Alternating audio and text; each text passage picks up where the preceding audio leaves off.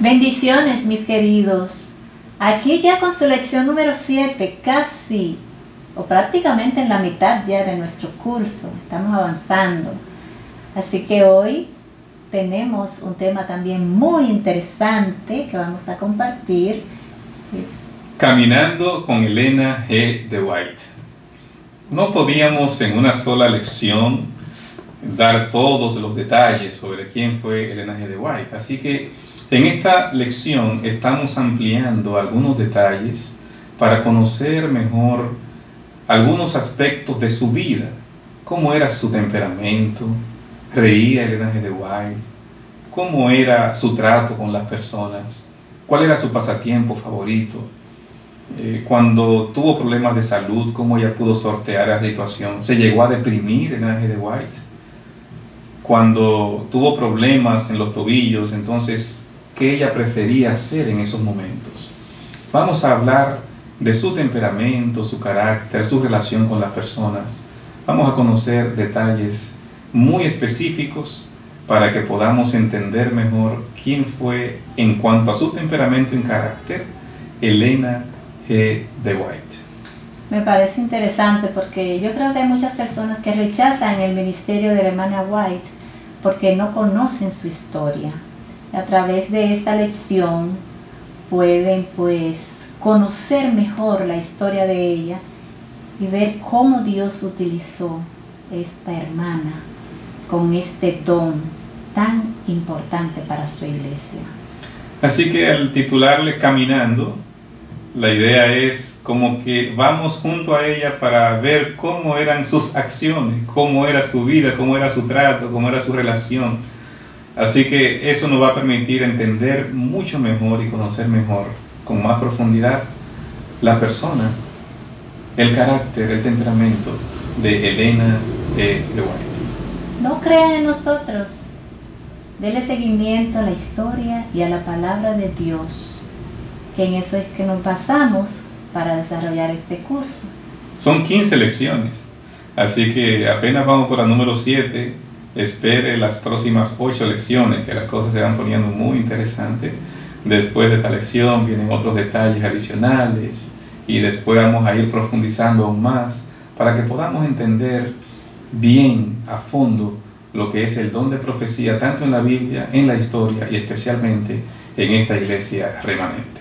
Será un gratísimo placer una vez más compartir junto a ustedes la lección número 7, Caminando con Elena G. de White. Curso El don de profecía en la iglesia remanente. Lección número 7, Caminando con Elena G. de White. Oye, yo tengo un poco de curiosidad porque en las fotografías puedo ver a la hermana White muy seria siempre y me gustaría saber cómo era el humor en la casa de los White. Una nuera dice que ella podía reír con entusiasmo y era verdaderamente entretenida, no como nos la imaginamos. Nos imaginamos una persona siempre triste, seria.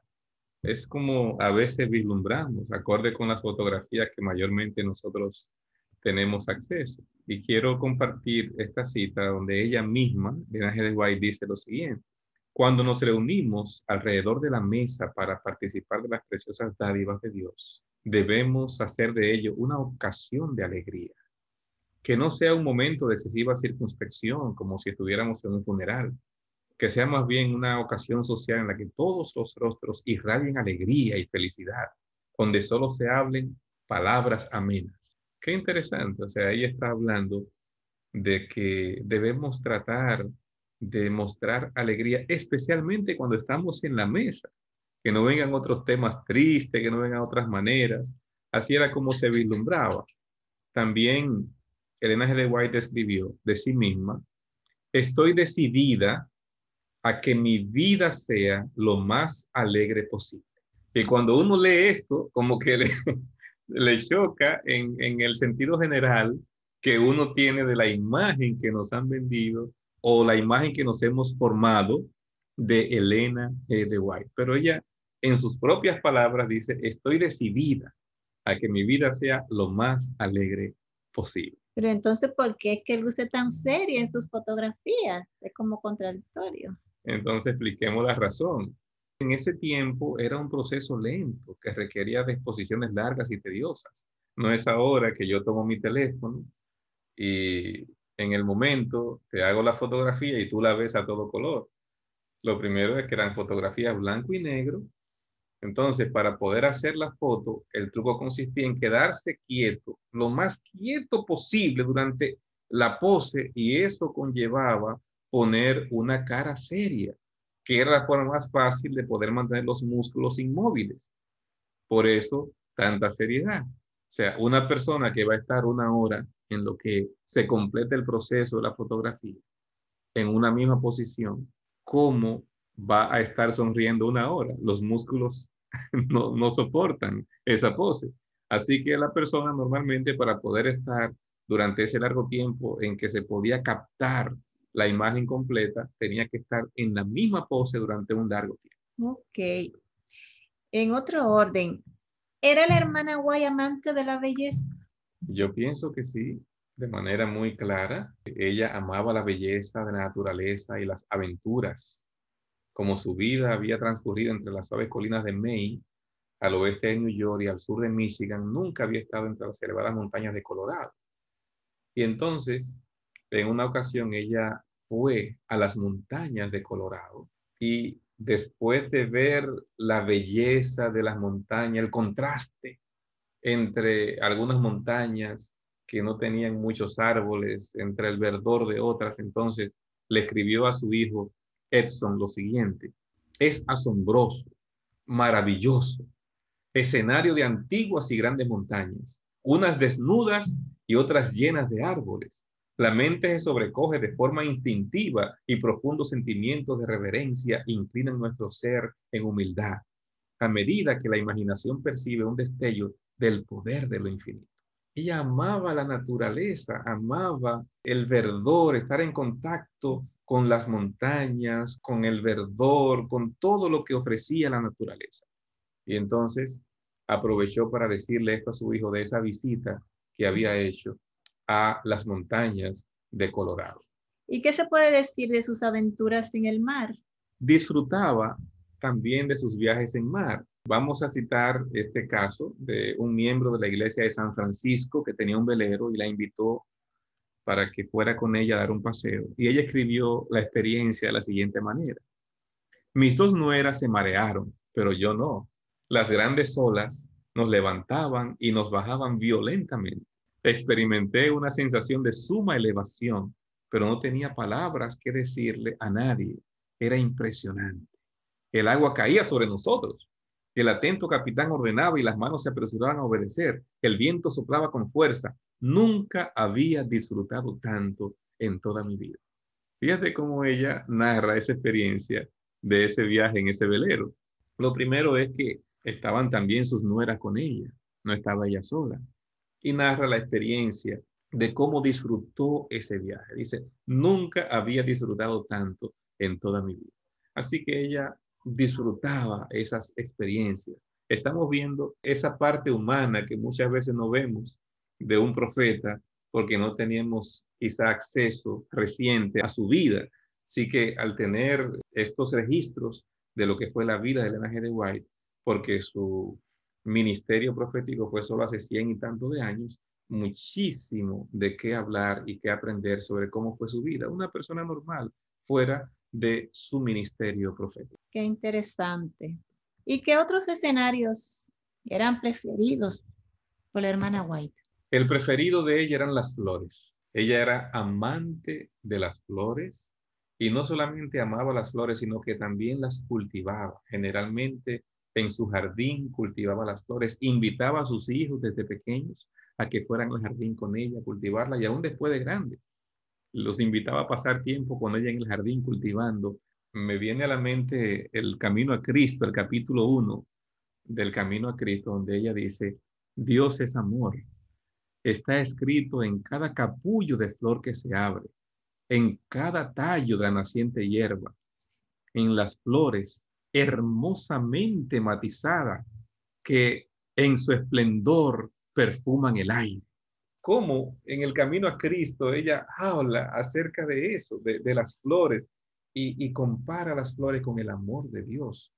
Hace esa relación de cómo se manifiesta el amor de Dios al nosotros ver la expresión de la naturaleza. Al entrar en edad avanzada y por causa de sus tobillos por los años 1900, ¿cuál era su pasatiempo favorito? Aquí podemos ver una imagen de Elena G. de White en un coche tirado por caballos, el carro de aquel entonces, ¿verdad? El coche tirado por caballos. Ella era amante del campo y era amante de los paseos diarios en calesa.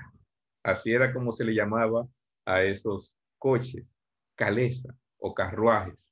Se convirtieron estos en su pasatiempo favorito. No solo le ayudaba a descansar un poco de la escritura y de sus demás deberes, sino que le permitían atender a sus asuntos económicos y conocer a sus vecinos.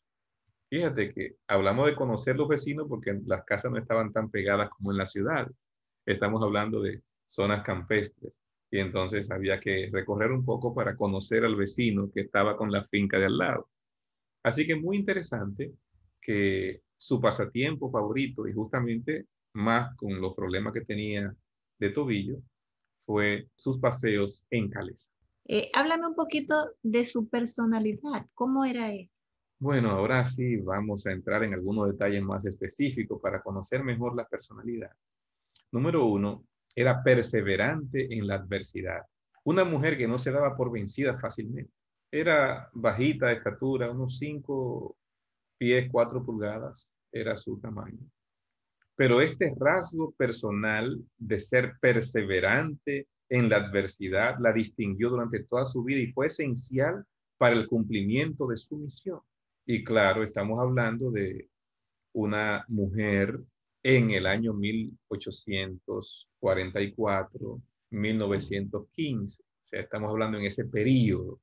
Sabemos las limitaciones, hemos comentado de eso en otras lecciones, las limitaciones que había, y vamos a hablar de eso un poco más, posiblemente más adelante en otra lección, para conocer mejor un poco de la cultura del momento. Pero sabemos de manera muy clara y directa que sí, en el tiempo de Elena G. de White, todavía la mujer era muy discriminada en la sociedad norteamericana. Entonces, para poder llevar adelante el ministerio profético que ella estaba desempeñando, necesitaba ser perseverante en la adversidad. Número 2, era dedicada a sus metas.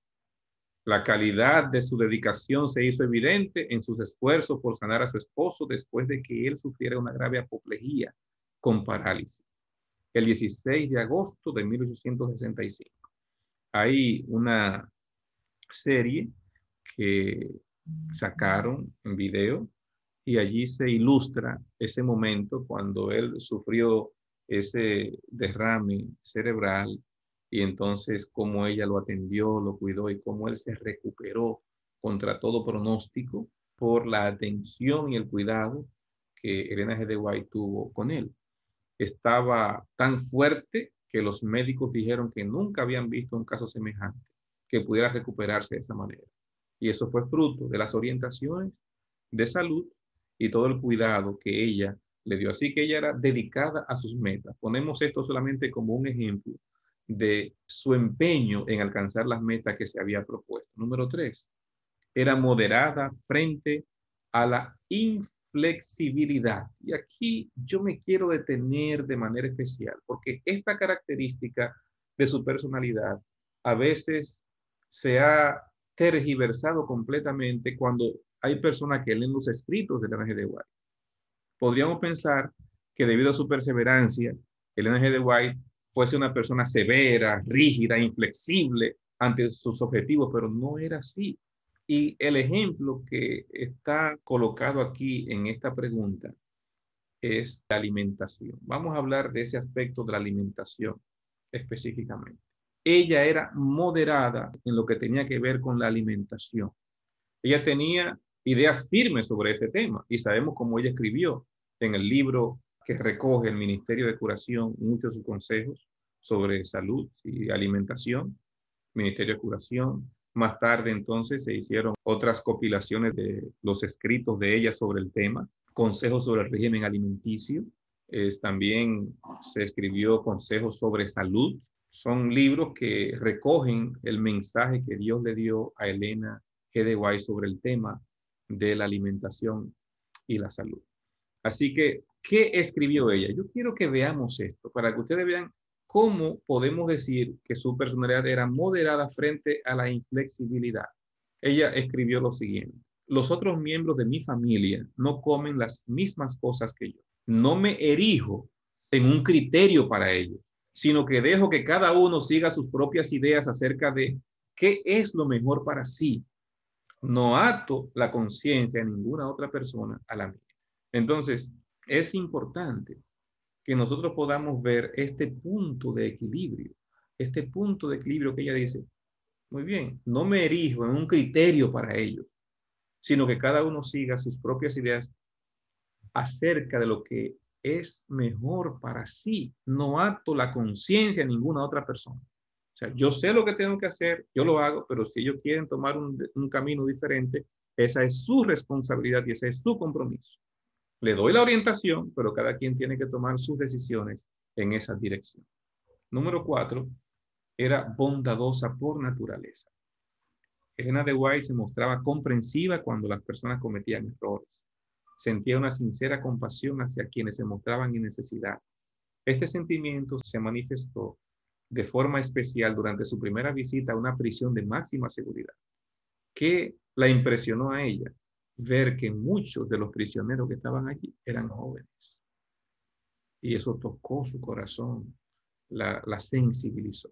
¿Cuáles otros aspectos de su personalidad podemos mencionar, destacar de ella? Mencionaré algunos más. Hasta los 15 años nunca había orado en público porque era extremadamente tímida. Pero hay un contraste en esta personalidad. Era tímida, pero polemista. ¿Cómo se puede explicar eso? Una persona que es tímida por naturaleza, pero que está dispuesta a defender sus principios y lo que cree. Eso es muy importante. Otra característica de su personalidad que podemos mencionar es que era estricta, pero comprensiva. Y aquí también se ve como si fuese un contraste, pero hay que ver el punto de equilibrio que se tiene en el momento. Ella no era tolerante con el pecado, lo denunciaba enérgicamente, pero cuando alguien confesaba y se arrepentía de su error, ella se ponía del lado de la misericordia y la restauración. Y podemos encontrar eso en muchos de sus libros. Cuando usted lee varias de sus obras, se va a dar cuenta de ese punto de equilibrio que ella muestra de cómo debemos tratar, odiar el pecado, pero amar al pecado.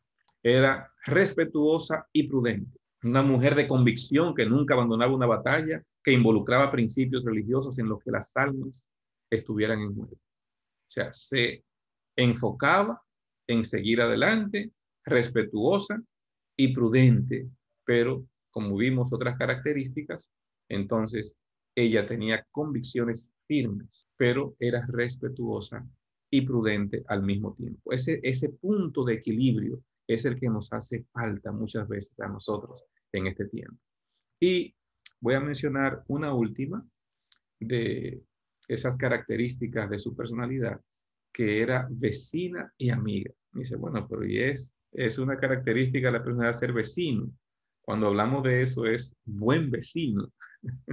Es una persona que sabe llevarse bien con sus vecinos. Sentía afecto por los vecinos, por sus semejantes, disfrutaba estar en compañía y deseaba lo mejor para las personas, no solamente en lo espiritual, sino en todo lo demás, incluyendo el bienestar físico. A unos les proporcionaba alimentos y dinero, a otros un sitio donde vivir y a otros simplemente unas palabras de apoyo. Pero a través de su vida podemos ver cómo ella se identificó con las personas amigas y con los vecinos mismos y muchas veces suplió sus necesidades. Bueno, y como estamos conociendo acerca de la hermana White, solamente hemos visto fotos de ella, sería bueno saber cómo era su aspecto físico. Voy a citar aquí el Journal de Minneapolis. Este periódico en 1888 la describió de la siguiente manera: como una mujer de 61 años en ese tiempo que ella tenía, con el pelo ligeramente grisáceo, su rostro particularmente moreno, de tez oscura, con una ceja más baja que la otra, labios gruesos, rostro desfigurado por una desgracia que le ocurrió en su niñez, pero al escucharla hablar nos olvidamos de las feas marcas que el accidente dejó en ella. Así la describió ese periódico a los 61 años. O sea, nos imaginamos entonces, por esta descripción más o menos, cómo pudo ser Elena G. de White. En esta fotografía que les estoy mostrando, entonces pueden verla junto a su esposo y sus 2 hijos. Ya hablamos de que el primer hijo de ella murió y el último, así que aquí está el segundo y el tercero. Aquí está la familia White completa. En esta otra fotografía que estoy colocando, entonces podemos ver a Elena G. de White ya con 77 años de edad. Es una fotografía tomada en 1905, cuando ella tenía ya 77 años de edad. Una fotografía más que voy a colocar aquí es la que aparece en pantalla. Aquí tiene un poquito más, ya habían pasado algunos años más, y podemos ver aquí que había ganado algunas libras en ese tiempo, ya por la edad y todo lo que pasaba, pues había tomado algunas libras más. Pero aquí está ya con un poco más de edad, ya entrada en los 80 años, Elena G. de White. Así que en estas fotografías podemos hacernos una imagen de cómo se veía ya en los últimos años de su vida. Qué bueno, porque una vez se hace una imagen errada de cómo era la persona en realidad.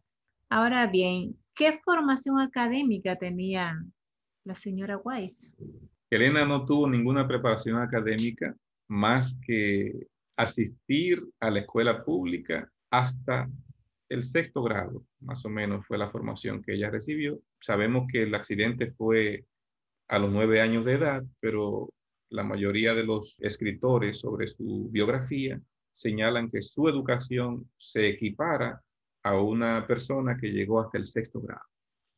Y estuvo por un tiempo breve en una escuela privada cuando tenía 20 años. Estuvo algún tiempo a esa edad allí tratando de estudiar algunos detalles y aprender un poco más. No tuvo una preparación académica formal. Su educación oficial se interrumpió, pero es bueno destacar que eso no le impidió educarse de manera extraoficial durante el resto de su vida, gracias a la mucha lectura, pues era amante de sus libros, como mencionamos en la lección anterior. Y algo que le ayudó mucho también fue sus incontables viajes. Si hay algo que nos ayuda mucho en la cultura general, es viajar. Las personas que hemos viajado a otros países nos damos cuenta de cómo uno aumenta su nivel cultural, cuánto uno aprende, cuánto uno crece cuando uno viaja y se relaciona con personas de otros lugares y puede tener esa interacción con esas zonas geográficas diferentes a la nuestra. Ok, muy bien. Ahora bien, con relación al matrimonio White, ¿qué puede decirnos? Jaime White y Elena G. de White. Bueno, podemos decir de ellos que se casaron en Portland, Maine, el 30 de agosto de 1846. El Señor tenía una gran obra para ambos y vio que podían apoyarse mutuamente en esa obra.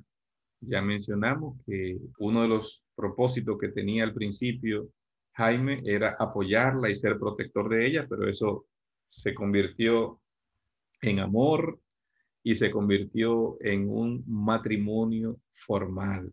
Una de las pruebas, quiero mencionar para tomarlo como ejemplo, una de las pruebas en su hogar fue que no siempre ofreció la privacidad que toda pareja necesita. Mamá decía, el que se casa, casa quiere. O sea, cuando uno se casa, quiere vivir solo con su pareja, con su esposa, quiere poder disfrutar de esa privacidad.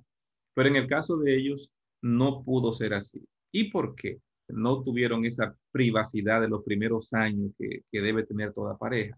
Porque su casa tendió a ser una especie de gran estación central para los obreros adventistas que trabajaban con ellos o que se encontraban de paso. Resultaba extremadamente difícil encontrar el espacio y el descanso que ambos necesitaban como pareja.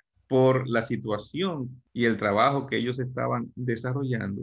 Entonces, su casa se convirtió en un hotel muchas veces para alojar a los obreros que venían de otros lugares para hacer una labor aquí, y venía este estudiante y se quedaba un tiempo en la casa. Y entonces todo eso no le dio muchas veces la privacidad. Y eso sabemos que trae ciertas situaciones en el hogar. Pero ellos sacrificaron todo eso. Pero eso, claro, fue una parte difícil de su matrimonio. También podían tener sus diferencias y conflictos, pero como cristianos eran muy dedicados el uno al otro, a apoyarse, a cuidarse y a amarse. Tuvieron que pasar por momentos de irritación, de frustración, de enfermedades, de la pérdida de hijos. Son situaciones muy duras, pero se apoyaron mutuamente para sobrellevar cada uno de esos problemas. Pero al igual que muchos otros matrimonios de éxito, el de ellos estaba sazonado con un ingrediente especial, la gracia de Dios. Recordamos el Salmo 127 que dice: si Jehová no edificare la casa, en vano trabajan los edificadores. Así que Jehová estaba edificando esa casa y esa gracia de Dios permitió que su matrimonio pudiese salir adelante. Excelente. Entonces, como era una mujer que viajaba tanto y tenía tantos compromisos, tantas responsabilidades, ¿cómo fue su papel de madre? ¿Cómo ella se desarrolló en esta área?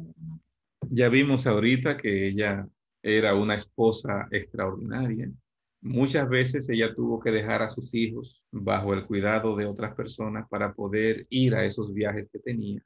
Pero en cuanto ella tenía la oportunidad, estaba allí tratando de hacer lo mejor posible para que su hogar fuera el lugar más placentero de todos. Así lo escribe ella directamente. Ella amaba profundamente a sus hijos, los guiaba en todas sus actividades. Su principal preocupación era la vida espiritual de sus hijos. Siempre los aconsejaba, no solo verbalmente, sino por cartas continuas cuando ya eran grandes. Hay varias cartas de ella hablándole, aconsejando a sus hijos ya de hombre, ya casados. Pero ella continuaba, aún ellos casados, enviándole comunicación escrita y dándole consejos a ambos. A ella le encantaba pasar tiempo con ellos leyendo o trabajando juntos en el jardín. No obstante, de vez en cuando el castigo estaba a la orden del día. Ella escribió: la bondad tiene una influencia más poderosa que los regaños severos. Hubo regaños severos, ella lo describe claramente, pero también viene el punto de equilibrio, que ella evaluó que cuando los trataba con bondad, eso tenía un efecto mucho más poderoso que cuando hacía regaños severos. Muy bien. Siendo que ella tenía tan claro su papel profético, ¿por qué no se atribuyó nunca el título de profetisa? Muy importante esta pregunta. Ella se consideraba indigna del llamado al ministerio profético. Se consideraba indigna. Ella entendía que era un compromiso muy serio, muy grande, al cual Dios la había consagrado, y oraba para que el Señor la mantuviera humilde y libre de orgullo. Y por eso ella prefería usar otro título en vez de profetisa. Ella se consideraba a sí misma la mensajera del Señor. Se refiere a ella como la mensajera del Señor. Entonces, usted va a encontrar eso en sus escritos, y era la forma como ella incluso pedía que le llamara. Yo soy la mensajera del Señor. Dios me ha dado este ministerio y yo quiero ejecutarlo sin llegar a la exaltación. Soy solamente una mensajera del Señor. Así que ella por eso no alentaba a las personas a llamarle profetisa, sino a llamarle mensajera del Señor. Bueno, ya tú has hablado un poco de eso, pero sería bueno saber que nos explique un poquito más acerca de si ella y su familia atravesaron pruebas y dificultades, o por ser una persona dedicada a ese ministerio, fueron librados o protegidos de atravesar situaciones como esa. Definitivamente que pasaron por momentos muy difíciles. Yo quiero citar uno de ellos, que fue muy difícil, según lo que vamos a ver. Llegó el día cuando las provisiones se acabaron.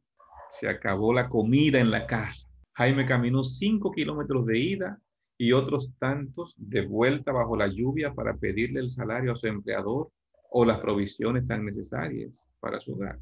Cuando regresó con un saco de provisiones, Elena se sintió muy abatida y escribió: al verlo entrar en casa, muy fatigado, fueron 10 kilómetros que había caminado, sentí desfallecer el corazón. Mi primer pensamiento fue que Dios nos había desamparado. Le dije a mi esposo: a esto hemos llegado, nos ha dejado el Señor.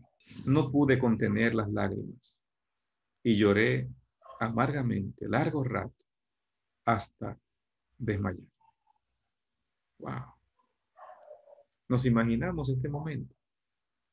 Uno dice, pero le faltó la fe a Elena G. White aquí. Es un momento de un ser humano. Y yo puedo citar el caso de Elías. Si usted mira el caso de Elías, después de esa gran victoria que tiene con los 850 profetas, los 400 de Baal, los 450 de Acera, y cómo él tuvo la victoria allí, el Señor se glorificó a través de él y mandó fuego y la gente entendió que Jehová era el Dios verdadero.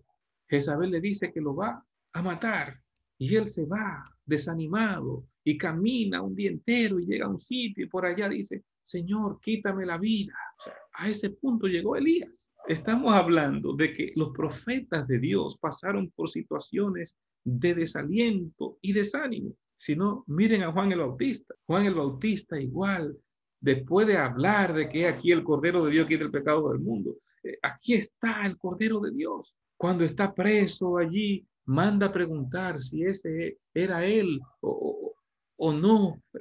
O sea, ¿qué pasó? Son momentos que tienen los seres humanos, aunque sea un profeta. Así que este momento fue difícil, fue duro. En otras palabras, Señor, ¿por qué es tan dura la vida? Cuando nos hemos consagrado a ti sin reservas a tu causa. El sufrimiento y las pruebas nos acercan a Jesús. El horno consume la escoria y abrillanta el oro. Las dificultades en el cristiano auténtico lo pueden hacer pasar por momentos amargos, pero al pasar ese momento va a salir más reluciente que el oro. Y eso pasó con Elena White. ¿Se desanimó o deprimió alguna vez la hermana White? Era un ser humano como nosotros hoy, ¿verdad? Un ser humano como tú y como yo. Elena de White conoció la desolación del desánimo mientras cumplía su papel como mensajera de Dios. A lo largo de su vida, el desánimo se combinaba a veces con una depresión temporaria. No cabe duda de que la debilidad física, la condición del corazón, los problemas respiratorios en sus primeros años, ya adolescente, la hicieron susceptible al desaliento. Así que normalmente sufrió en esa primera etapa de su vida de desánimo y de depresión temporaria. Y un poquito más adelante también. En 1847, aunque con 8 meses de embarazo, Elena de White escribió una carta animosa a José Bates y le informó: mi salud está muy bien. Pero luego en la carta le abrió el corazón y le dice a Bates: últimamente he tenido muchas pruebas. A veces el desánimo me ha sobrecogido tan firmemente que me parecía imposible librarme de él. ¿Se parece eso a experiencias como las que hemos tenido tú y yo? Posiblemente. A veces el desánimo llega, las pruebas duras por las que estamos atravesando, los momentos difíciles, y entonces nos sobrecoge el desánimo y parece que no podemos salir de él. No es sencillo, hay que vivir eso de uno estar deprimido para usted entender lo que es la depresión. Mientras usted no ha pasado por eso, usted no puede entender lo que es la depresión. Pero lo más interesante es como ella sigue diciendo en la carta. No se quedó ahí la carta. Dice: pero gracias a Dios, Satanás aún no ha obtenido la victoria sobre mí. Y por la gracia de Dios nunca lo hará. Esto me entusiasma, ¿verdad? Como ella lo presenta aquí de esta manera. ¿Cuándo es que Satanás alcanza la victoria sobre una persona que está desanimada? Cuando esa depresión lo lleva a un punto en que la gente reniega de su fe, a un punto en que usted duda del poder de Dios, en que usted duda de las promesas de Dios, y finalmente algunas personas hasta llegan a un problema de hasta quitarse la vida. Entonces, qué importante es que, aunque tuvo sus pruebas y sus dificultades, ella dice claramente: Satanás no ha obtenido la victoria sobre mí y nunca lo hará por la gracia de Dios. Conozco y siento mi debilidad, pero me he aferrado al brazo fuerte de Jehová y puedo decir hoy que sé que mi Redentor vive y que si Él vive, yo también viviré. Aleluya. Qué maravillosa forma de Amén. ella escribir a José Bate, hablando acerca de esos momentos de dificultad, pero a la vez cómo el Señor la fortalecía. Pero ¿cuál fue la piedra angular en la vida de la hermana White que le ayudó a sobreponer? Jesucristo como nuestro Señor y Salvador. Esa fue la piedra angular de Elena G. White. Así lo expresó ella textualmente. Desde el momento de su conversión, su fe en Él le dio sentido a su existencia. Ella dedicó su vida a presentar la eficacia salvadora de la gracia de Dios y el glorioso panorama de la segunda venida de Cristo. Y ella dedicó su vida desde pequeña, como ya vimos en la lección anterior, a amar a Dios, a querer estar con Dios, a buscar a Dios, a hablar de Dios, a proclamar a Jesucristo. Si usted no ha leído, lea el libro El deseado de todas las gentes y vea esa biografía de Jesús que hace Elena G. White. Y usted va a entender por qué decimos que su piedra angular era Jesús como su Señor y Salvador.